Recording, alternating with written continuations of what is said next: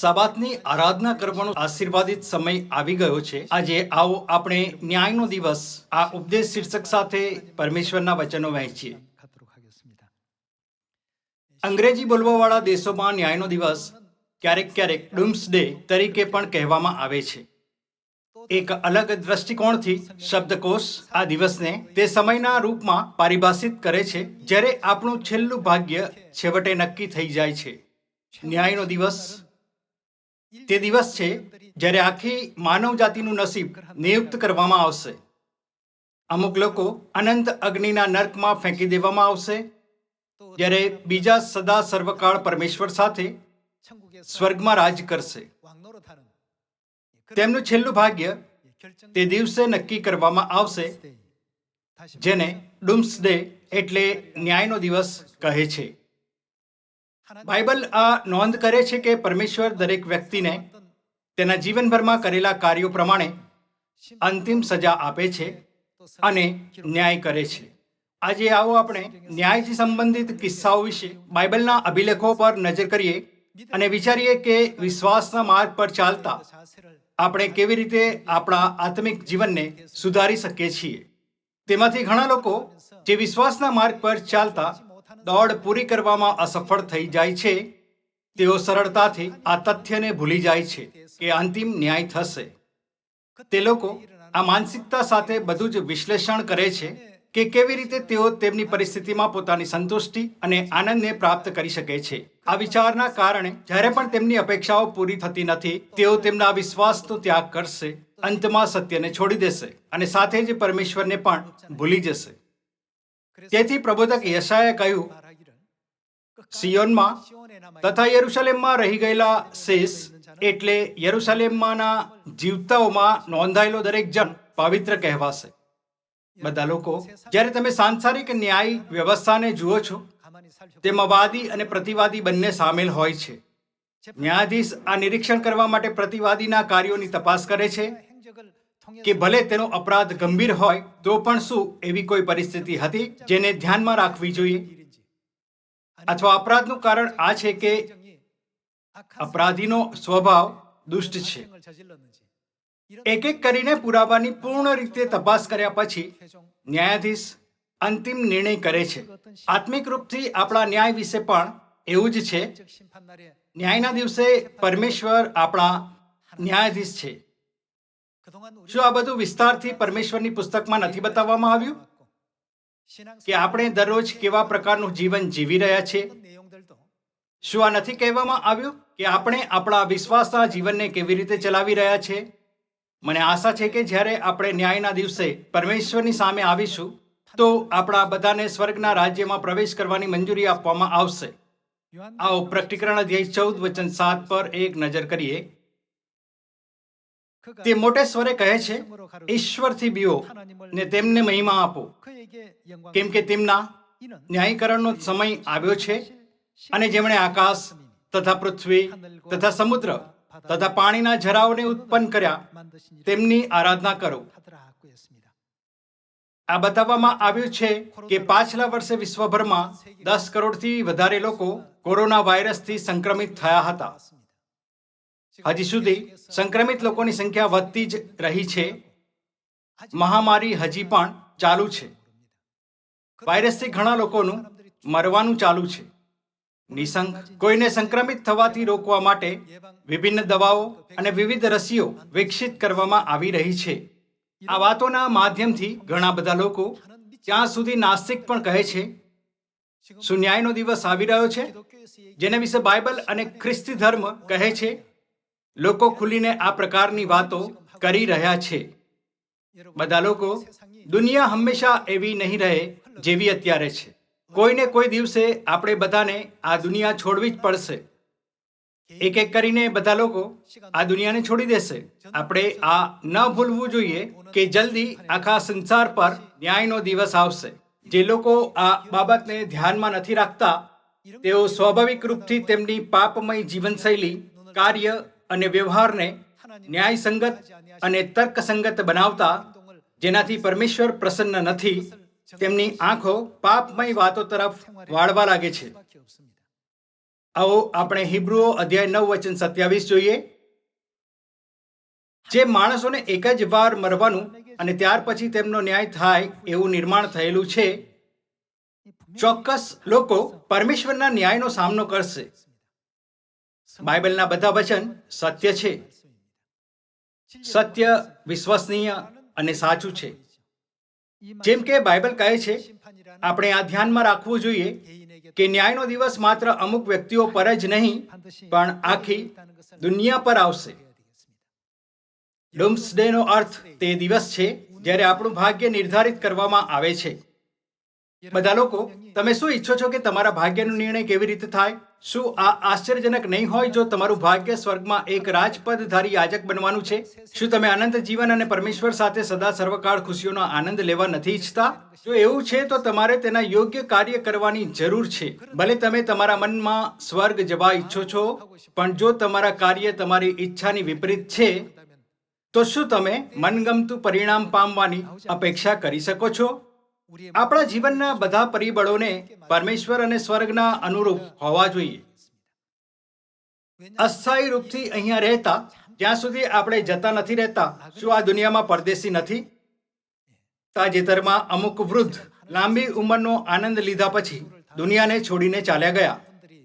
તેમની યુવાનીમાં તેઓ ખૂબ ઉર્જાવાન હતા, પણ એકવાર પરમેશ્વર દ્વારા પાછા બોલાવવામાં આવવા પર તેમણે શું કરવું જોઈએ?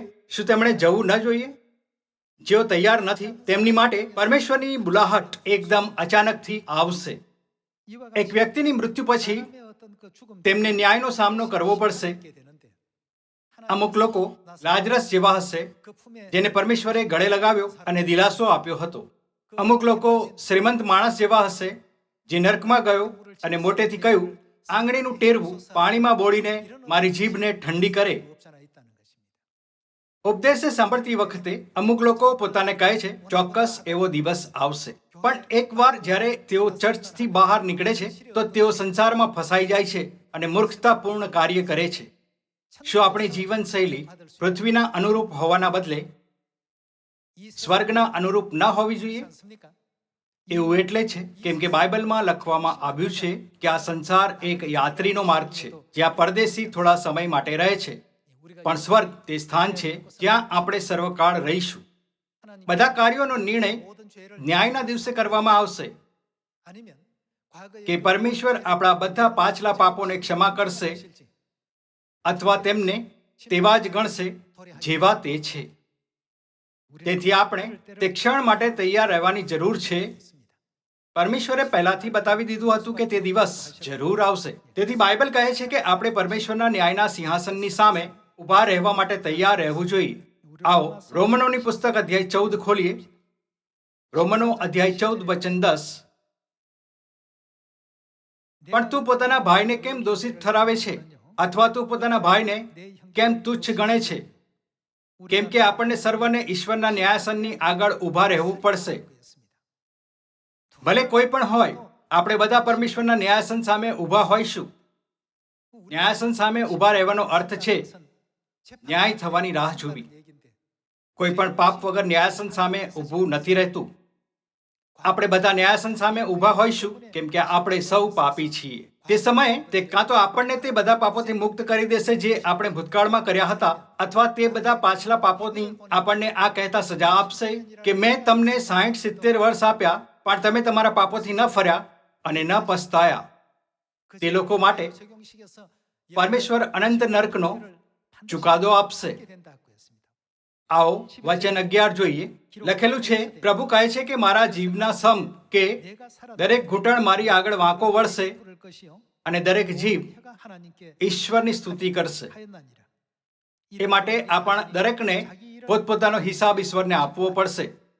તો હવેથી આપણે એકબીજાને દોષિત ઠરાવીએ નહીં, પણ તેના કરતાં કોઈએ પોતાના ભાઈના માર્ગમાં ઠેસ કે ઠોકર રૂપ કશું મૂકવું નહીં, એવો નિશ્ચય કરવો તે સારું છે. હું જાણું છું અને પ્રભુ ઈશુમાં મને પૂરેપૂરી ખાતરી છે કે કોઈ પણ ચીજ જાતે અશુદ્ધ નથી, પરંતુ જેને જે કંઈ અશુદ્ધ લાગે છે તેને તે અશુદ્ધ છે. જ્યારે પ્રેરિત પાઉલે આ બધા વચન રોમમાં ચર્ચને લખ્યા તો તેણે કહ્યું, આપણને સર્વને ઈશ્વરના ન્યાયાસનની આગળ ઊભા રહેવું પડશે. આ ક્યારેય ન ભૂલો. જો આપણે આપણા વિશ્વાસના જીવન દરમિયાન તેને ભૂલી જઈએ છીએ તો આપણે સંસારમાં પાછા જતા રહીશું અને પ્રલોભનનો શિકાર થઈ જઈશું અને અંતમાં પાપ કરીશું. તે દિવસ જ્યારે આપણે પરમેશ્વરના ન્યાયાસન સામે ઊભા હોઈશું તે ચોક્કસ આવશે. તે બધા મનુષ્યોને જે સ્વર્ગમાં પાપ કર્યા પછી પૃથ્વી પર ફેંકી દેવામાં આવ્યા હતા, પરમેશ્વરે નવા કરારની સુવાર્તાને ફેલાવવાના દ્વારા પશ્ચાતાપ કરવાની તક આપી છે. સાંભળ્યા છતાં અમુક લોકો અસ્વીકાર કરે છે, ત્યારે બીજા લોકો જેઓ સાંભળે છે તેને પૂરું કરે છે. અંતિમ ન્યાયના દિવસે જ્યારે આપણું ભાગ્ય છેવટે નક્કી થઈ જશે, મને આશા છે કે હું અને તમે સ્વર્ગના રાજ્યના યોગ્ય બનવા માટે દ્રઢ સંકલ્પી હોઈશું. આવો 1 તિમોથી અધ્યાય 5 વચન 24 પર એક નજર કરીએ. કેટલાક માણસોના પાપ પ્રત્યક્ષ હોવાથી તેઓનો ન્યાય આગળથી થાય છે અને કેટલાકના પાપ પાછળથી પ્રગટ થાય છે. તે જ પ્રમાણે કેટલાકના સારા કામ પણ પ્રત્યક્ષ જોવામાં આવે છે અને જેઓ પ્રત્યક્ષ નથી તેઓ હંમેશા ગુપ્ત રહી શકતા નથી. પરમેશ્વરના ન્યાયના દિવસે બધી વાતો આ રીતે નક્કી થશે. આપણા સારા અને ખરાબ બંને કામ પ્રગટ થશે. જેમ 1 તિમોથી અધ્યાય 5 અને રોમનોની પુસ્તકમાં લખ્યું છે, બાઇબલ આપણને આ તથ્ય પ્રત્યે જાગૃત કરે છે કે જ્યારે આપણે પરમેશ્વરની સામે આવીશું તો આપણા બધા કાર્ય કંઈ છોડ્યા વગર પૂર્ણ રીતે પ્રગટ થશે. આવો આપણે 2 પિતર અધ્યાય 3 પર જઈએ. 2 પિતર અધ્યાય 3 વચન 6. તેથી તે સમયનું જગત પાણીમાં ડૂબીને નાશ પામ્યું, પણ હમણાંના આકાશ તથા પૃથ્વી તે જ શબ્દથી ન્યાયકાર તથા અધર્મી માણસોના નાશના દિવસ સુધી રાખી મૂકેલા છતાં બાળવાને માટે તૈયાર રાખેલા છે. શું તેનો અર્થ એ નથી કે ન્યાયના દિવસે બધી વાતો પરમેશ્વરની ઈચ્છા પ્રમાણે કરવામાં આવશે? એવું કહેવામાં આવ્યું છે કે હવે પરમેશ્વર ન્યાયના દિવસ માટે બધી વસ્તુઓ રાખી રહ્યા છે. બાઇબલના આ અભિલેખોને જોતા હું તમને હંમેશા વિશ્વાસમાં પ્રયત્ન કરવા માટે કહું છું, જેથી જ્યારે આપણે ન્યાયના દિવસે પરમેશ્વર સામે ઊભા હોઈએ તો આપણે બધા નિર્દોષ અને નિષ્કલંક હોઈ શકીએ. આવો આપણે આ યાદ રાખીએ કે તે દિવસ ચોક્કસપણે આપણી માટે અને વિશ્વભરમાં બધી માનવજાતિ માટે આવશે. આવો માથી અધ્યાય 25 ની સાથે ચાલુ રહીએ. માથી અધ્યાય 25 વચન 31. પણ જ્યારે માણસનો દીકરો પોતાના મહિમામાં સર્વ પવિત્ર દૂતો સહિત આવશે, ત્યારે તે પોતાના મહિમાના રાજ્યાસન પર બેસશે અને સર્વ દેશ જાતિઓ તેની આગળ એકઠી કરાશે. અને જેમ ઘેટાપાળક ઘેટાને બકરાથી જુદા પાડે છે, તેમ તે તેઓને એકબીજાથી જુદા પાડશે. અને ઘેટાને તે પોતાને જમણે હાથે પણ બકરાને ડાબે હાથે રાખશે. ત્યારે રાજા પોતાની જમણી તરફનાઓને કહેશે, મારા પિતાના આશીર્વાદિતો, આવો કે રાજ્ય જગતનો પાયો નાખ્યા અગાઉ તમારા માટે તૈયાર કરેલું છે તેનો વારસો લો. તેમની જમણી બાજુના લોકો માટે પરમેશ્વરે પ્રતિજ્ઞા કરી છે કે તે રાજ્યના અધિકારી થઈ જાઓ જે જગતની ઉત્પત્તિથી તમારી માટે તૈયાર કરવામાં આવ્યું છે. ભલે તમે તેને આ પૃથ્વી પર પ્રાપ્ત નહોતા કરી શક્યા, પણ સ્વર્ગમાં તમારી પાસે તે બધું જ હોઈ શકે છે જે તમે ઈચ્છો છો, અને જે તમે ઈચ્છો છો તે કરી શકો છો. આવો વચન 35 જોઈએ. કેમ કે હું ભૂખ્યો હતો ત્યારે તમે મને ખવડાવ્યું, હું તરસ્યો હતો ત્યારે તમે મને પાણી પીવડાવ્યું, હું પારકો હતો ત્યારે તમે મને પરોણો રાખ્યો, હું નગ્ન હતો ત્યારે તમે મને વસ્ત્ર પહેરાવ્યા, હું માંદો હતો ત્યારે તમે મને જોવા આવ્યા, હું કેદમાં હતો ત્યારે તમે મારી ખબર લીધી. ત્યારે ન્યાયીઓ તેમને ઉત્તર દેશે, પ્રભુ, ક્યારે અમે તમને ભૂખ્યા દેખીને ખવડાવ્યું અથવા તરસ્યા જોઈને પાણી પીવડાવ્યું? અને ક્યારે અમે તમને પારકા જોઈને પરોણા રાખ્યા અથવા નગ્ન જોઈને વસ્ત્ર પહેરાવ્યા? અને ક્યારે અમે તમને માંદા અથવા કેદમાં જોઈને તમારી ખબર લીધી? ત્યારે રાજા તેઓને ઉત્તર આપશે, હું તમને ખચિત કહું છું, આ મારા ભાઈઓમાંના બહુ નાનાઓમાંથી એકને તમે તે કર્યું. તે કોની સાથે કર્યું? એટલે તે મને કર્યું. જે રીતે આપણે આપણા ભાઈઓ અને બહેનો સાથે વ્યવહાર કરીએ છીએ, પરમેશ્વર તે કાર્યોને તેમની આંખો અને તેમના મનોમાં નોંધ કરે છે. આપણે જે કંઈ પણ કર્યું છે તે ન્યાયના દિવસે પ્રગટ કરવામાં આવતું હોવાથી તે કાં તો આપણી વિરુદ્ધ હશે અથવા આપણા પક્ષમાં. આ જ કારણ છે કે આપણે આ બાબતોને હળવેથી નથી લઈ શકતા, પણ આ મહત્વપૂર્ણ બાબત છે. આવો આપણે આ સંદેશ હંમેશા આપણા હૃદયની પાટીઓ પર અંકિત કરીએ. જ્યારે આપણે હંમેશા આપણા ભાઈઓ અને બહેનો અને આપણી આજુબાજુના બધા લોકો સાથે આ મનથી વ્યવહાર કરીએ છીએ, તો શું આપણે સંસારનું મીઠું અને જ્યોતિ નહીં બની શકીએ? ત્યારે પરમેશ્વર આપણને તે લોકો તરીકે ઓળખશે જેઓ પરમેશ્વરની મહિમાને પ્રદર્શિત કરે છે. શું પરમેશ્વર આપણને સ્વર્ગના રાજ્યમાં હજી વધારે આશીષો અને ઇનામ નહીં આપે? આવો વચન 41 સાથે ચાલુ રહીએ. પછી ડાબી તરફનાઓને પણ તે કહેશે, ઓ શાપિતો, જે સર્વકાલિક અગ્નિ શૈતાન તથા તેના દૂતોને માટે તૈયાર કરેલો છે, તેમાં તમે મારી આગળથી જાઓ. કેમ કે હું ભૂખ્યો હતો પણ તમે મને ખવડાવ્યું નહીં, હું તરસ્યો હતો પણ તમે મને પાણી પીવડાવ્યું નહીં, હું પારકો હતો પણ તમે મને પરોણો રાખ્યો નહીં, નગ્ન હતો પણ તમે મને વસ્ત્ર પહેરાવ્યા નહીં, માંદો તથા કેદમાં હતો તો પણ તમે મારી ખબર લીધી નહીં. ત્યારે તેઓ પણ તમને કહેશે, પ્રભુ, ક્યારે અમે તમને ભૂખ્યા કે તરસ્યા કે પારકા કે નગ્ન કે માંદા કે કેદમાં જોઈને તમારી સેવા નહીં કરી?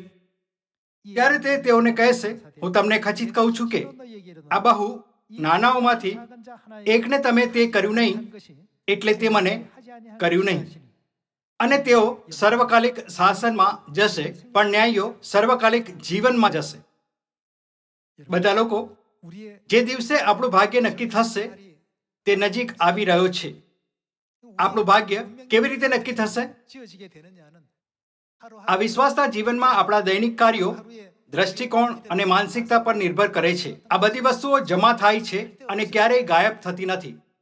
જો આજના કાર્ય પરમેશ્વરની દ્રષ્ટિમાં અનુગ્રહમય નથી હોતા, તો તે એમ જ નોંધ કરવામાં આવશે જેવા તે છે. શું પરમેશ્વરે એટલે જ પહેલાથી જ ઘોષણા નહોતી કરી, હું તમારા કાર્યો પ્રમાણે તમને બદલો આપીશ અને હું તમારો ન્યાય કરીશ? બધા લોકો, કૃપયા તેને ન ભૂલો. વિશ્વાસના જીવન દરમિયાન આજ તે ક્ષણ હોય છે જ્યારે હું સૌથી વધારે નિરાશ મહેસૂસ કરું છું. ભલે હજારો વર્ષ પહેલા પરમેશ્વરે પહેલા જ ન્યાયની ભવિષ્યવાણી કરી દીધી હતી. લોકો સતત તેમના વચનનો તિરસ્કાર કરે છે અને તેમની વિરુદ્ધ કાર્ય કરે છે. આપણે પરમેશ્વરના વચનો પર સાવધાનીપૂર્વક ધ્યાન આપવું જોઈએ. માથી અધ્યાય 25 પ્રમાણે જ્યારે ઈસુ તેમની મહિમામાં બધા સ્વર્ગદૂતોની સાથે આવે છે, તે ઘેટાને તેમની જમણી બાજુ અને બકરાને તેમની ડાબી બાજુ ઊભા કરશે.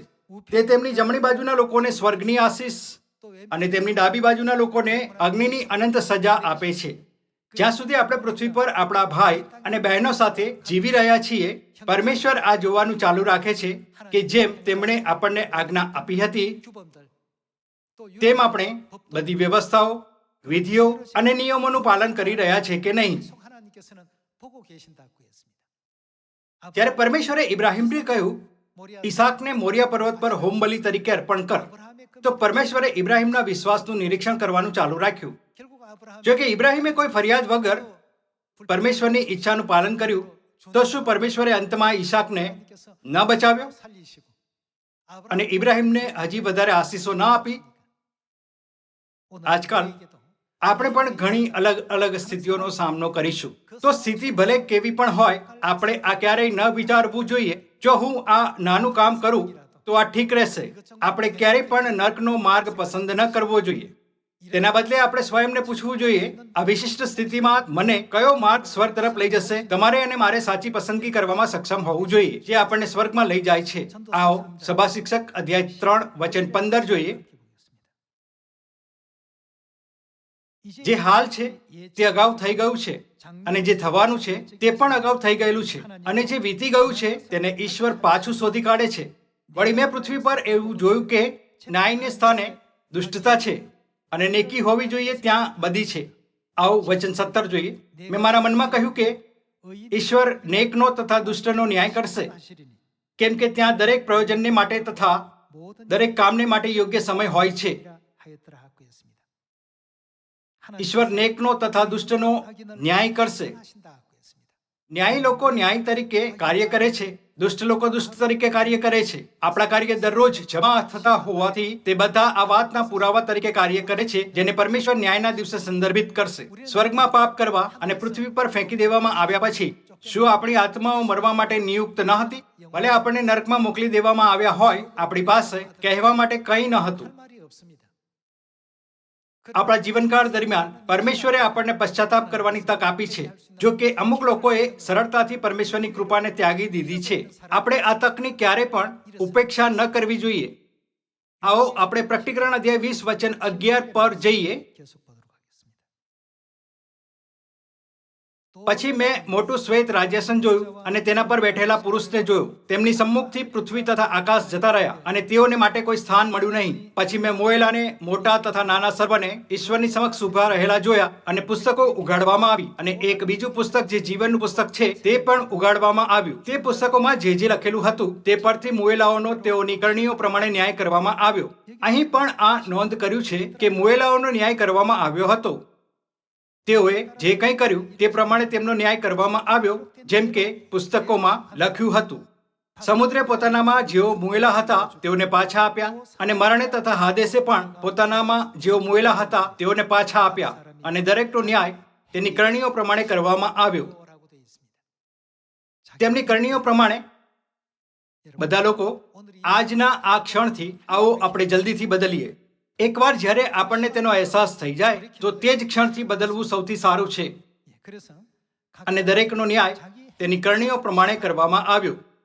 મરણ તથા હાદેસને અગ્નિની ખાઈમાં નાખવામાં આવ્યા. અગ્નિની ખાઈ એ જ બીજું મરણ છે. જો કોઈ જીવન પુસ્તકમાં નોંધેલો માલુમ પડ્યો નહીં તો તેને અગ્નિની ખાઈમાં નાખી દેવામાં આવ્યો. ન્યાયના દિવસ વિશે વિચારીએ. આપણે બધાને સદા સર્વકાળ માટે દુઃખની જગ્યા પર જવા માટે નિયત કરવામાં આવ્યા હતા. જેમ કે લખ્યું છે, કોઈ ન્યાય નથી, એક પણ નહીં. આપણે બધા પાપી હતા, જેમની પાસે અગ્નિની ખાઈમાં ફેંકાયા સિવાય કોઈ રસ્તો ન હતો. પણ પરમેશ્વરે આપણને એક વધુ તક આપી.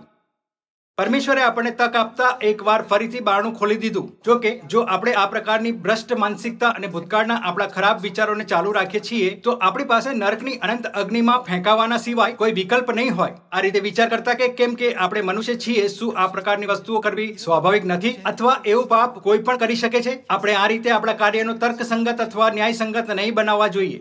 આપણે પહેલા જ સ્વર્ગમાં પાપ કરી ચૂક્યા છે અને પૃથ્વી પર મરવા માટે નિયત હતા. પણ પરમેશ્વરે આપણને એક વધુ તક આપી છે. જો આપણે આ તકથી ચૂકીએ છીએ તો આપણને ક્યારે પણ બીજી તક નહીં આપવામાં આવે. તેથી નવા કરારના સત્યને પ્રાપ્ત કર્યા પછી પણ જો આપણે તે માર્ગ પર ચાલીએ છીએ જેનાથી પરમેશ્વર પ્રસન્ન નથી થતા, તો બાઇબલ કહે છે કે આપણી માટે પાપો અને પશ્ચાતાપ માટે કોઈ બલિદાન બાકી નથી રહ્યું. આવો હિબ્રુઓની પુસ્તક અધ્યાય 10 વચન 26 ને જોઈએ. કેમ કે સત્યનું જ્ઞાન થયા પછી જો આપણે જાણી જોઈને પાપ કરીએ તો હવે પછી પાપોને માટે બીજું બલિદાન રહેતું નથી. પાપો માટે કોઈ બલિદાન નથી. જો આપણે કહીએ છીએ કે આપણામાં કોઈ પાપ નથી તો પરમેશ્વરને જૂઠા પાડીએ છીએ. આ 1 યોહાનમાં સ્પષ્ટ રૂપથી સમજાવવામાં આવ્યું છે. જેમ કે આપણે સ્વર્ગમાં પાપ કર્યા પછી પૃથ્વી પર ફેંકી દેવામાં આવ્યા હતા. પૃથ્વી પર રહેતા આપણે આપણો બધો સમય માત્ર પશ્ચાતાપ કરવા પર કેન્દ્રિત કરતા વિતાવવો જોઈએ. પૃથ્વી કોઈ એવી જગ્યા નથી જ્યાં આપણે આ જોતા કે કોણ સારું છે અને કોણ ખરાબ છે એકબીજાની સરખામણી કરીએ છીએ. આ જગ્યા માત્ર પશ્ચાતાપ કરવા માટે છે. શું આ જ કારણ નથી કે પરમેશ્વર આપણને નમ્ર થવા અને એકબીજાની સેવા કરવા માટે કહે છે? પરમેશ્વર આપણને એવું કરવાનું કેમ શીખવે છે? કોઈ વિચારી શકે છે કે જો આપણે પરમેશ્વરની સંતાન છીએ તો આપણે બીજાથી ઊંચા, ઉત્તમ અને શ્રેષ્ઠ બનવું જોઈએ. પણ જે ક્ષણથી આપણે પરમેશ્વરના સત્યને ગ્રહણ કરીએ છીએ, પરમેશ્વર આપણને એક એવી સ્થિતિમાં હોવા માટે દોરવણી કરી રહ્યા છે જ્યાં આપણે બીજાની વધારે સેવા કરવા માટે સ્વયંને દીન કરી શકીએ છીએ. એવું એટલે છે જેથી આપણે ધીરે ધીરે મહેસૂસ કરી શકીએ કે આપણે ઘમંડી અથવા ડોળ કરનાર લોકો ન હોવા જોઈએ. બધા લોકો આ જ સત્યનો માર્ગ છે જે પરમેશ્વરે આપણને શીખવ્યો છે. તેથી નવો કરાર કહે છે, એક બીજા પ્રત્યે નમ્રતા રાખો અને અભિમાની ન બનો. આવો હિબ્રુઓ અધ્યાય 10 વચન 26 ફરી જોઈએ. કેમ કે સત્યનું જ્ઞાન થયા પછી જો આપણે જાણી જોઈને પાપ કરીએ તો હવે પછી પાપોને માટે બીજું બલિદાન રહેતું નથી, પણ શું રહેલું છે? ઇન્સાફની ભયંકર અપેક્ષા તથા વેરીઓને ખાઈ જનાર અગ્નિનો કોપ એ જ રહેલો છે. તે પછી માત્ર પરમેશ્વરનો ન્યાય અને સજા જ રહેશે. તે આશા અને આનંદની અપેક્ષા કરવાની જગ્યા નથી. પણ દુનિયાના લોકો આ જાણ્યા વગર જીવે છે. તેથી તેઓ ઈચ્છે છે કે તેમની સાથે એવો વ્યવહાર કરવામાં આવે જેમ કે તેઓ બીજાથી શ્રેષ્ઠ હોય.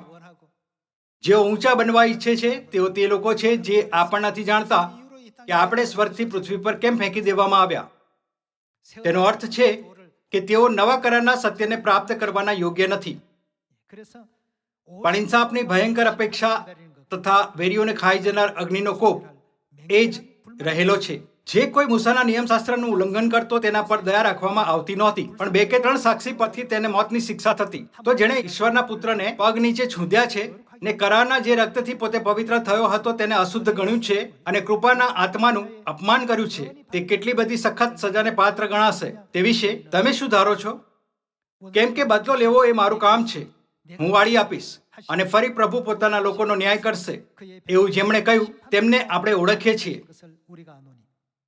જીવતા ઈશ્વરના હાથમાં પડવું એ ભયંકર છે.